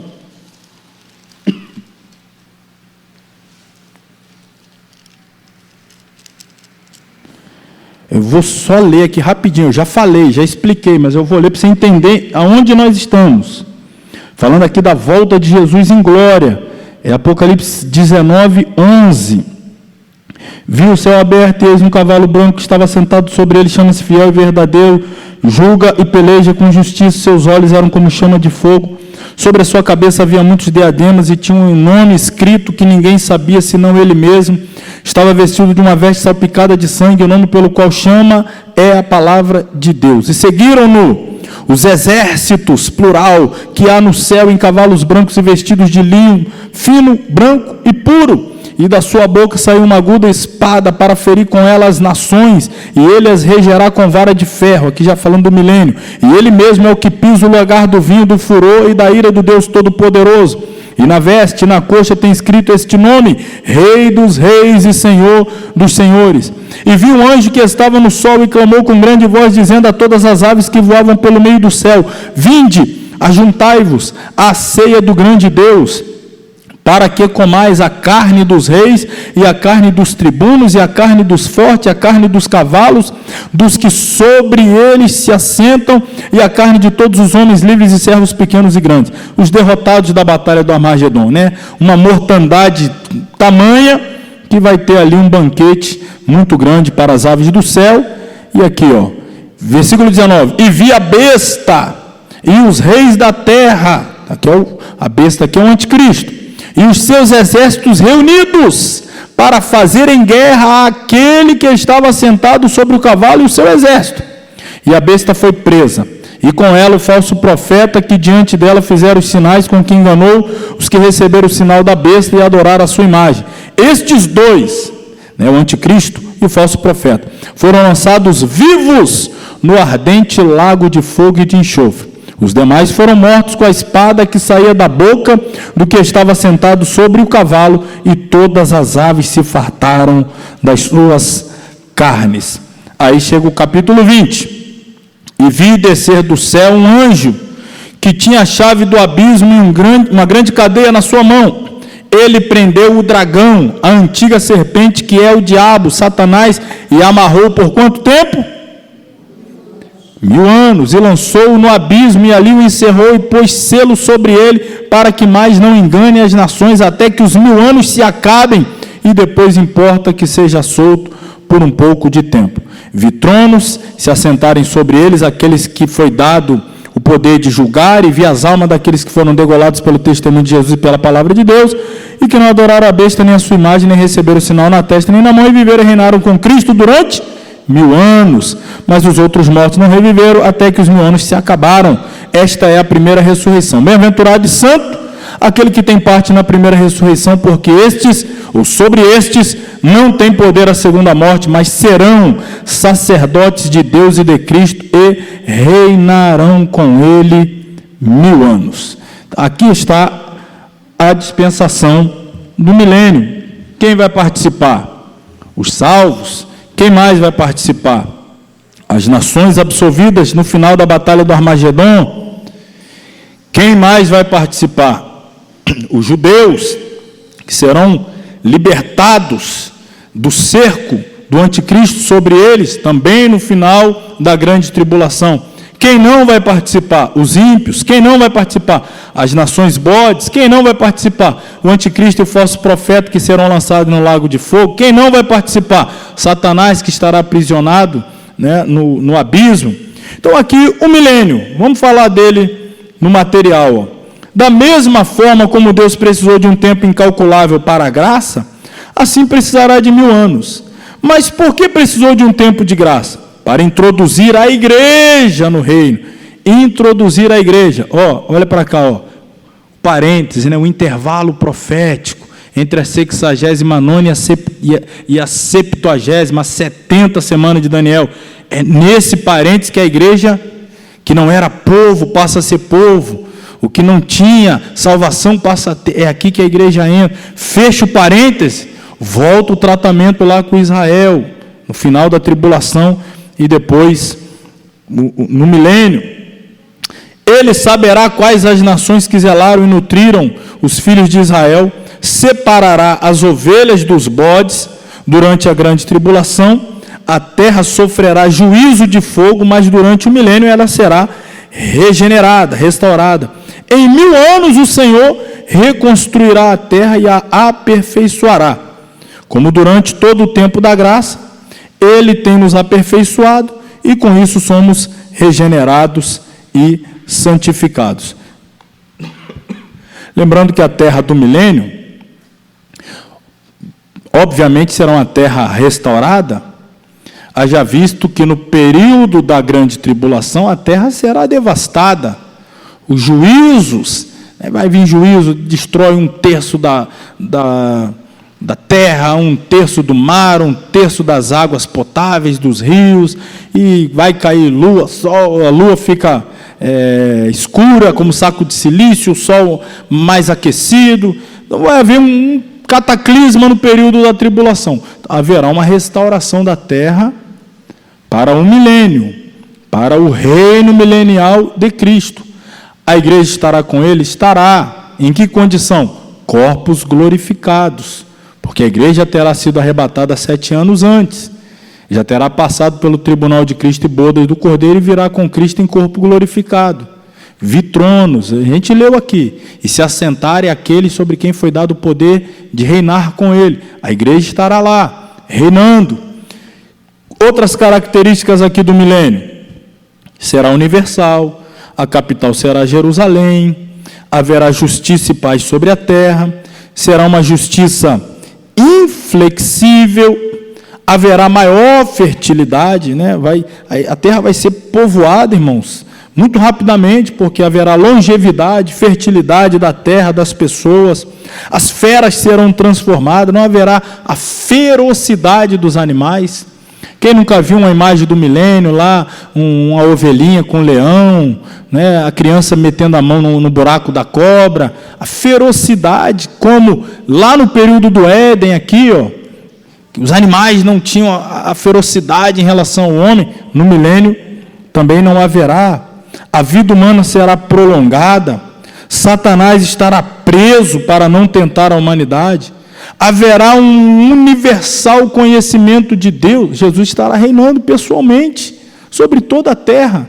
A igreja glorificada com ele. Os judeus finalmente cumprindo o papel para o qual foram chamados por Deus, ser sacerdote de Deus na terra. As pessoas vão vir a Jerusalém para adorarem, e a nação de Israel vai ser uma nação sacerdotal ali, servindo a Jesus de perto. A duração está clara, 1000 anos.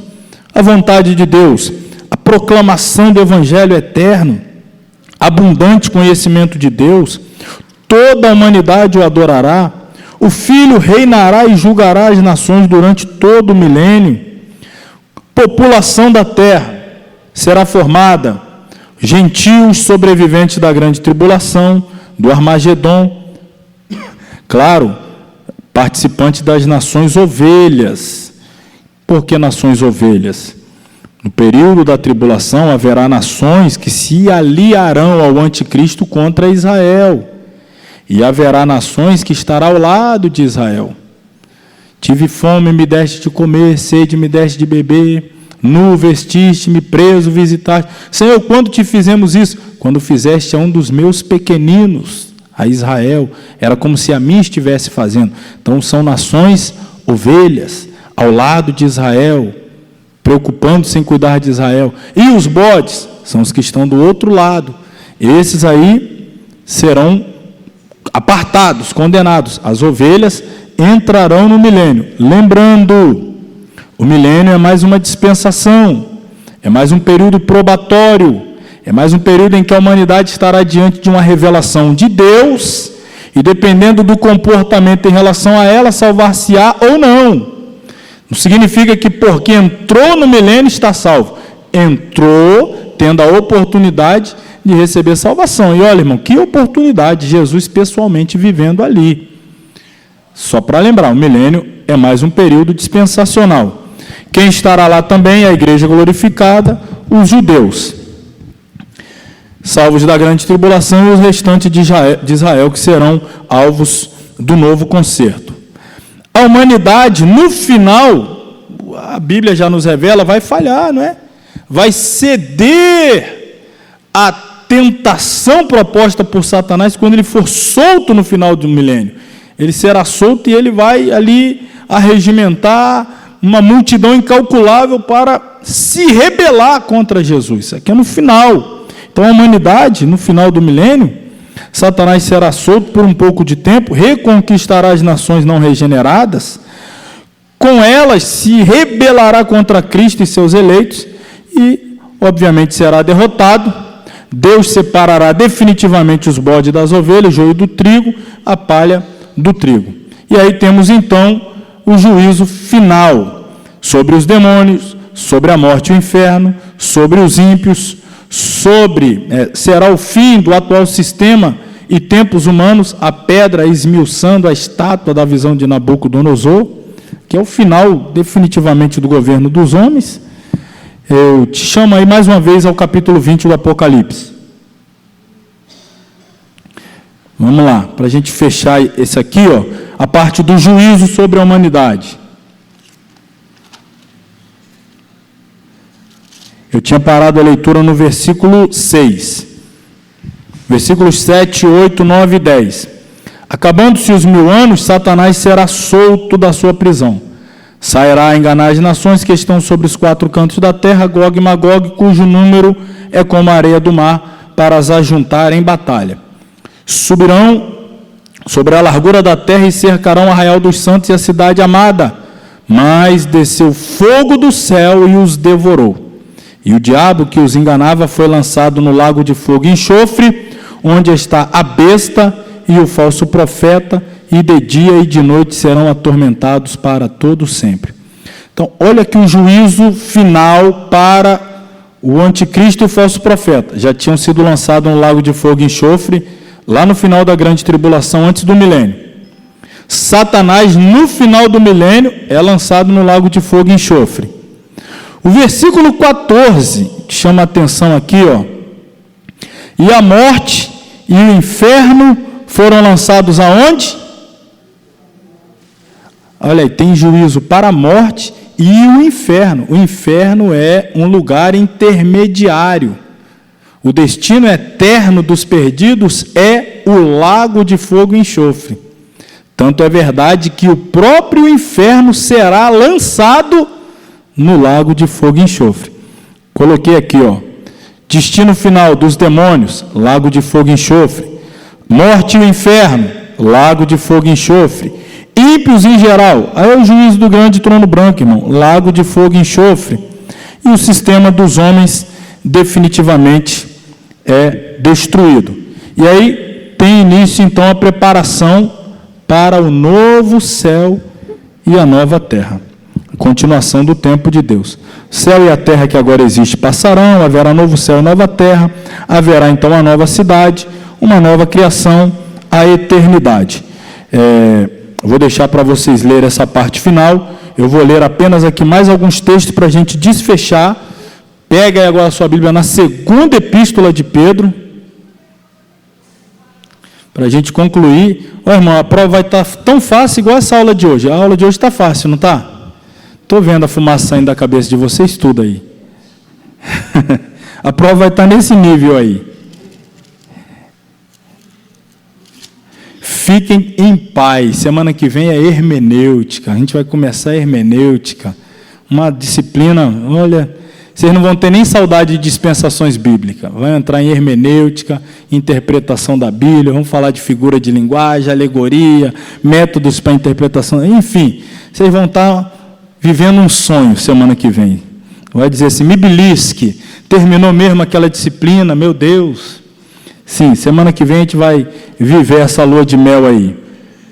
2 de Pedro, capítulo 3. 2 de Pedro, capítulo 3.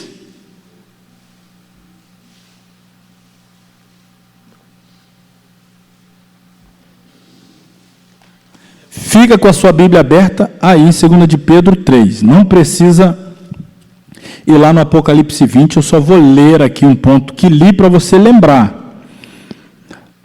Diz assim, acabando-se os 1000 anos, Satanás é solto, sairá a enganar as nações para juntar, subirá sobre a largura da terra, cercar o arraial dos santos, cidade amada, mas desceu fogo do céu e os devorou. Está falando na terra do milênio, vai descer fogo do céu e os devorou. O versículo 11 de Apocalipse 20, não precisa abrir lá, apenas acredito que eu estou lendo aqui. E vi um grande trono branco, e o que estava sentado sobre ele, de cuja presença fugiu a terra e o céu, e não se achou lugar para eles. Então, olha esse momento aqui. Primeiro, o texto diz que desceu fogo do céu e destruiu, consumiu a terra, o Satanás e aqueles que estavam junto com ele, e depois vai se estabelecer em algum lugar um trono branco, mas quando esse trono se estabelece, o céu e a terra, eles somem de diante da presença desse trono, que é um trono de juízo, de julgamento, e a terra, que é contaminada pelo pecado, também será julgada. A terra também será julgada, pela sua contaminação pelo pecado. Precisará passar pela purificação. E aí, então, eu vou com vocês agora na segunda epístola de Pedro, capítulo 3, versículo 7.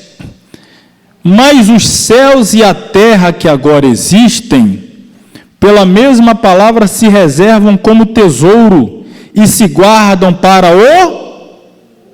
o quê, irmãos? Tá, até que dia? Até o dia do juízo e da perdição. É o dia do juízo final. A terra está reservada para ela ser consumida pelo fogo quando chegar esse dia do juízo final, que eu acabei de ler, Apocalipse 20. Mas, amados, não ignoreis uma coisa: um dia para o Senhor como 1000 anos, 1000 anos como um dia. O Senhor não retarda a sua promessa, ainda que alguns a tenham por tardia, mas é longânimo para convosco, não querendo que alguns se percam, senão que todos venham a arrepender-se.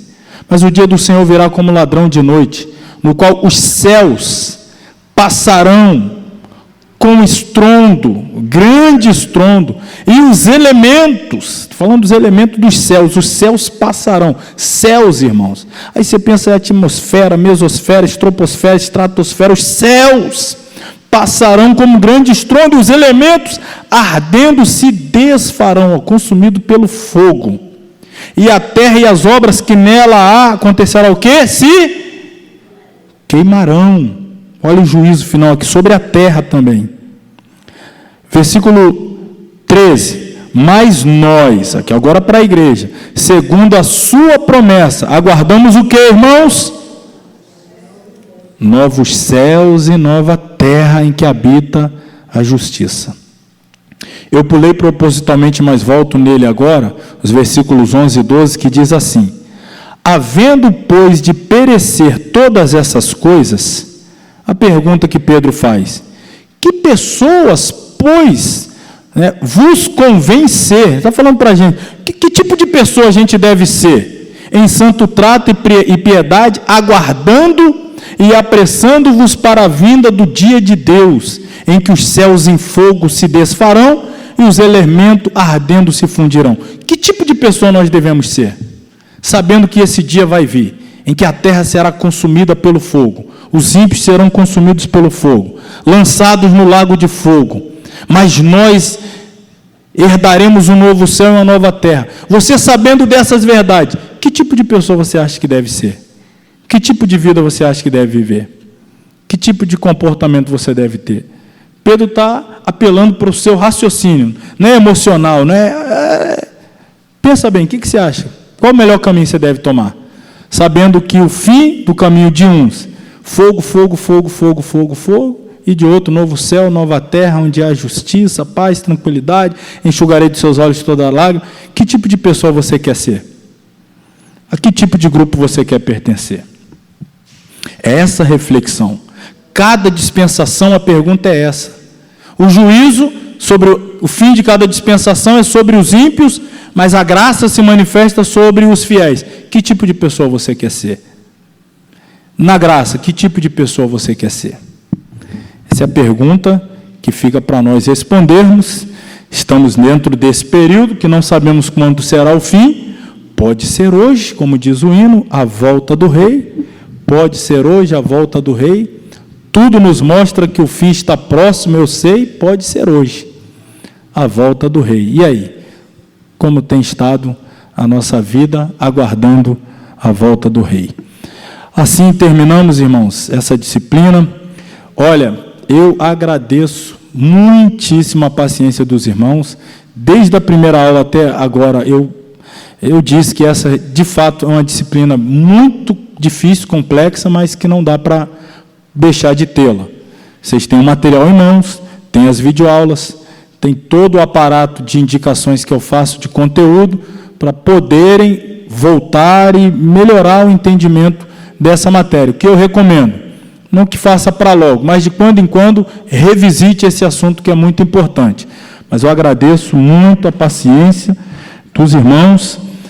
Se não conseguiram se manter muito entusiasmado com ela, de verdade, a partir da próxima semana o assunto será hermenêutica e homilética, depois a disciplina seguinte, teologia exegética. Agora nós vamos trabalhar só com interpretação bíblica, alegorias, símbolos, tipologia, figuras de linguagem, parábolas, e aplicando ali no texto bíblico, homilética, como preparar sermão, como apresentar o sermão textual, o sermão temático, o sermão expositivo.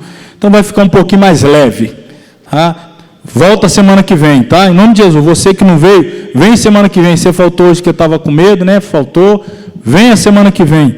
Vai valer muito a pena. Em nome de Jesus. Vamos orar, agradecer a Deus, encerrarmos a aula desta noite. Alguém vai levar o poder da oração para casa daqui a pouco. Enfim. Não deixem de passar lá atrás, pegar as provas dessa disciplina. As provas passadas corrigidas também estão lá à disposição. Os que precisarem de provas daqui para frente, lembre-se, eu pedi lá que entre em contato com a minha esposa, a secretária, vai nos ajudar. A gente ficar só por conta mesmo de preparação de aula, ela vai estar nessa responsabilidade e também a questão de pagamento, etc. E vamos seguir adiante. Oremos. Querido Deus, eterno Pai, graças te damos mais uma vez por ter nos conduzido no decorrer de toda esta aula, tendo sido, ó Pai, a Tua graça manifesta mais uma vez em nosso meio, nos ajudando a compreender, e estamos seguros de que sairemos mais abençoados do que a forma como aqui chegamos. Leva-nos em paz, guardados e livres de todo mal. Tenhamos uma continuidade de semana com as Suas mãos estendidas sobre a vida de cada um de nós, os que aqui estamos, os irmãos de longe, de outras cidades, de outros estados, de outros países, cada irmão. Continue abençoando de uma forma especial. Assim rogamos a Ti, a Tua bênção, em nome de Jesus. Amém. Estenda as suas mãos. Que o grande amor de Deus, a graça do nosso Senhor e Salvador Jesus Cristo, a comunhão e a consolação do Espírito Santo seja com todos que amam e aguardam a volta de Jesus, e todos digam amém, amém. Deus abençoe a todos em nome de Jesus.